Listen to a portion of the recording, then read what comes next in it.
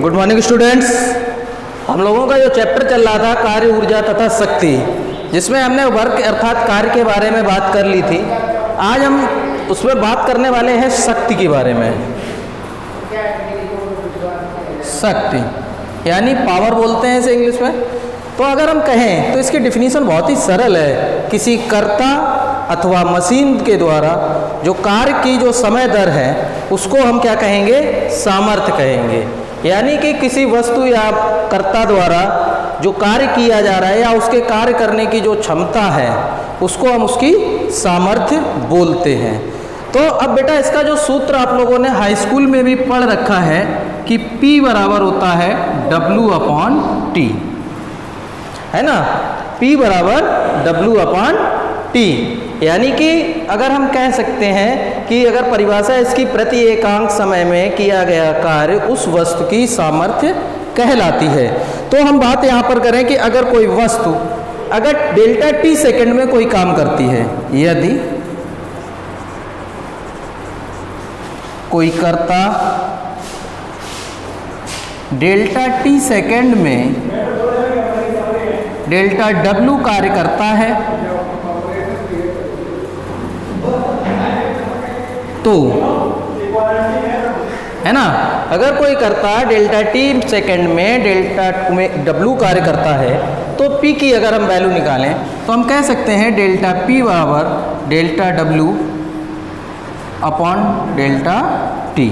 अब चूंकि ΔT अत्यंत सूक्ष्म समय मान लिया जाए, और कितना समय है? अगर हम ΔT टेंड्स टू 0 अर्थात ΔT की वैल्यू को हम यहाँ पर लिमिट में बांध दें कि ये 0 टाइम में काम कर रहा है, तो इसकी जो लिमिट बन जाएगी, तो लिमिट लगाने पर क्या करेंगे? ΔP बराबर value limit ΔT tends to 0 और ये हो जाएगा ΔW/ΔT। अब ये अवकलन की फॉर्म में चेंज हो जाएगा, ये हो जाएगा dW/dt। अब हमने कार्य की एक परिभाषा के अनुसार हमने पहले एक फॉर्मूला निकाला था, कार्य बराबर बल गुणे विस्थापन। ये हम लोगों ने पढ़ रखा है, कार्य बराबर बल गुणे विस्थापन। अगर इसको वेक्टर की फॉर्म में लिखते हैं तो F × S। F क्या है? बल है, विस्थापन S है, तो ये W की फॉर्म में आ गया। अब हम इसे यहाँ पर रख देते हैं, तो इसका मान जब हम रखेंगे तो हमारे लिए क्या होगा? ΔP बराबर D × W की जगह पर हम रख दें F × S वेक्टर की फॉर्म में बटे dt। अब D की फॉर्म में आ गया ये। अब क्या करते हैं? D को हम क्या करें? यहाँ पे जो बल है उसको सेपरेट बाहर कर दें, F × और ये हो जाएगा ds/dt। चूंकि हम जानते हैं ds/dt बराबर हो जाता है वेक्टर v के, यानी कि विस्थापन बटे समय बराबर होता है वेग के। इसकी जगह पर हम वैल्यू पुट अप कर देंगे तो हमारे लिए ΔP बराबर जो वैल्यू आएगी वो आ जाएगी वेक्टर F × वेक्टर v। ये फॉर्म हमारे लिए यहाँ पर बनती है आके। अगर हम इसको सदिश रूप से हटाकर अर्थात इनके वेक्टर को हटा दें तो हमारे लिए फॉर्म बनेगी F × v cos थीटा, है ना। तो यहाँ पर हम लोगों के लिए ये वैल्यू बन जाती है। दोबारा से समझ लीजिएगा, इसमें यदि कोई कर्ता ΔT सेकंड में ΔW कार्य करता है तो हम यहाँ पे क्या करेंगे कि इसी वाले फॉर्मूले का यूज़ करेंगे। अब चूंकि डेल्टा लग गया तो ये अति सूक्ष्म कार्य की बात कर रहा है, बहुत ही छोटे कार्य की बात कर रहा है। और कितना? यानी कि मान लीजिएगा कि वो 0 समय में कितना कार्य किया। ΔT की फॉर्म हमने ले आए और जो टाइम लिया वो हमने 0 सेकंड के आसपास मान लिया, तो ΔT टेंड्स टू 0। तो यानी कि टेंड्स टू 0 का मतलब इसे हमने लिमिट की फॉर्म में बांध दिया, सीमा में बांध दिया।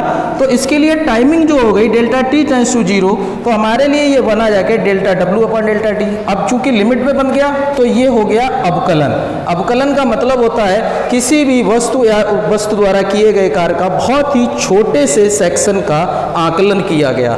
आकलन मतलब हमने उसकी जांच पड़ताल की तो वो dW/dt हो जाता है। अब W की वैल्यू हमारे पास होती है, हम जानते भी हैं, और पिछले वाले वीडियो में हमने निकाला था कि W बराबर F.S। चूंकि वेक्टर की फॉर्म में लिखा है तो हमने यहाँ से cos थीटा हटा दिया, क्योंकि वेक्टर क्या करता है, दिशा को रिप्रेजेंट करता है, और थीटा अगर हम यहाँ पर यूज करेंगे तो उसके ऊपर से वेक्टर हट जाएगा। तो अभी वेक्टर फॉर्म में लिखा हुआ है, ये स्केलर प्रोडक्ट में लिखा है। तो इसके बाद हमने क्या किया कि इसे डेल्टा पी को डी ओवर डी टी यानी डब्लू की जगह पर हमने इसके यहाँ पर क्या कर दिया, एफ इंटू एस, यहाँ से एफ आर किया और D S upon D T की फॉर्म में ले आए, और ये हमारे लिए वेग का सूत्र बन जाता है, यानी कि विस्थापन बटे समय हम वेग कह सकते हैं। और इसकी जगह पर हमने पूरी जगह पर क्या रख दिया, v का मान, और ये हमारे लिए बन गया p बराबर एफ इंटू वी। अब इसके लिए हमने क्या किया, अगली कंडीशन में हमने वेक्टर हटा दिया और ये कॉस की फॉर्म में आ गया। अब बात करें इसके मात्रक की, तो सामर्थ्य, इसका मात्रक आप लोगों ने पढ़ भी रखा होगा, वाट, बहुत पहले जानते भी हैं, लेकिन सीजीएस पद्धति में इसका मात्रक अर्ग भी होता है ना बेटा। तो इसी सूत्र पर आधारित हम अभी एक न्यूमेरिकल कर रहे हैं, जरा ध्यान से देखिएगा आप। बेटा हम एक काम करते हैं, अब न्यूमेरिकल लगाने से पहले हम इसका विमीय सूत्र भी निकाल ले रहे हैं, है ना। P का विमीय सूत्र,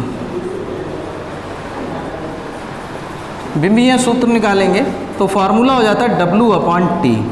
W क्या है, यहाँ पर कार्य है, T क्या है, समय है। तो बेटा कार्य और समय, अब कार्य बराबर क्या होता है, अगर हम बात करें कार्य बराबर तो बल गुणे विस्थापन, F इंटू डी। अब समय ये तो अपनी मूल मात्रक में या मूल राशि में लिखा हुआ है, तो हम इसे क्या करेंगे, कार्य को चेंज करेंगे।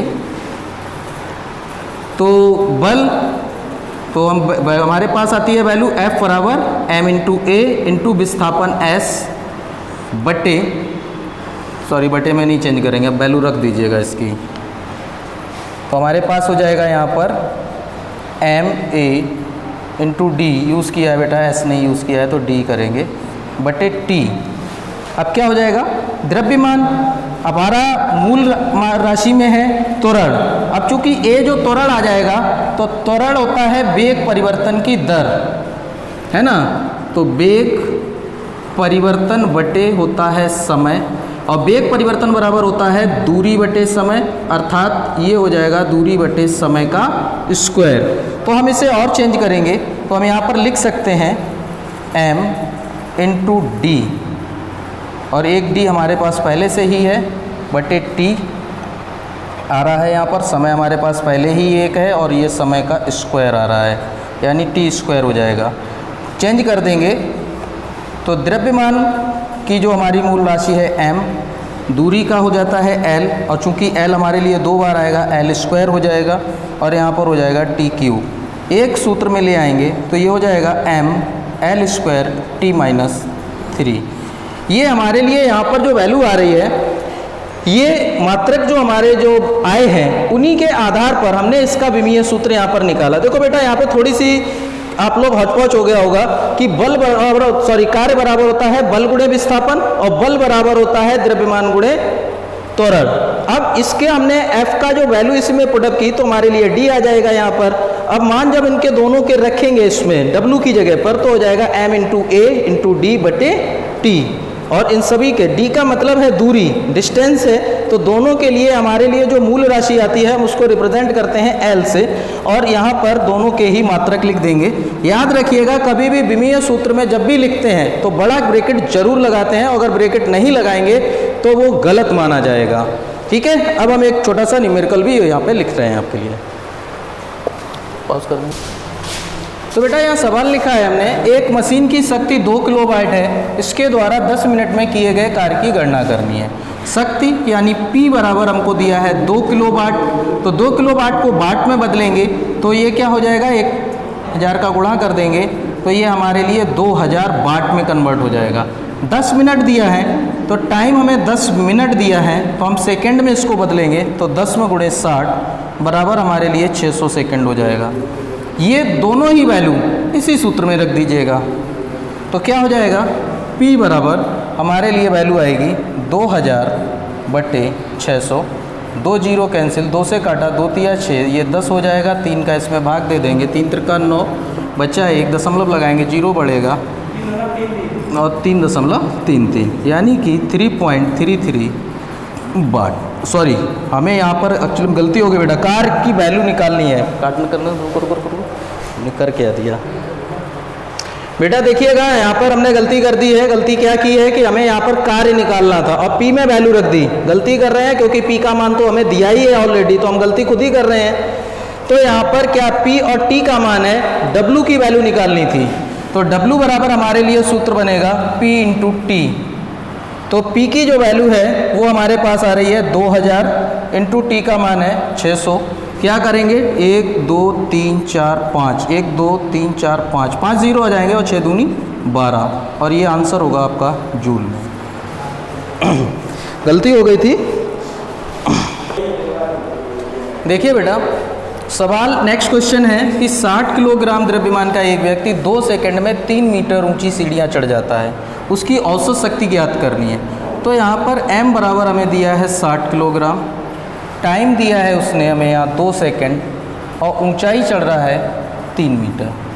अब चूंकि शक्ति के लिए हमें यहाँ पर पावर निकालनी है, यानी p का मान ज्ञात करना है अगली कंडीशन में, तो w हमें पता होना चाहिए। w क्या है, कार्य है। अब चूंकि जो व्यक्ति सीढ़ियों पर चढ़ेगा वो उसकी स्थितिज ऊर्जा में वृद्धि के बराबर अपने कार्य करेगा, यानी कि w बराबर स्थितिज ऊर्जा में वृद्धि के बराबर कार्य करेगा, और ये होती है mgh। मान पुटअप करेंगे तो ये हमारे लिए 60 इंटू जी का मान 9.8 और h की वैल्यू 3 रखेंगे हम। ठीक, तो ये हमारे लिए यहाँ पर मान आ गया w का। अब क्या करेंगे, वैल्यू निकालनी है p की, तो p बराबर होगा w अपॉन टी, और w की वैल्यू है 60 गुणे 9.8 गुणे 3 बटे t। 3 सेकंड दिया गया है, ओ सॉरी 2 सेकंड दिया है, 2 रखेंगे और 2 से इसको काट देंगे, ये हो जाएगा 30। इनका गुणा कर देंगे तो ये 30 दिया 90 हो जाएगा, 90 का एक जीरो यहाँ रख दिया, 9 का गुणा हमें 9.8 में करना है। 9 8 72, हासिल लगी 7, 9 ने 81 और 7 88, और एक अंक के बाद दशमलव, यानी 892 वाट।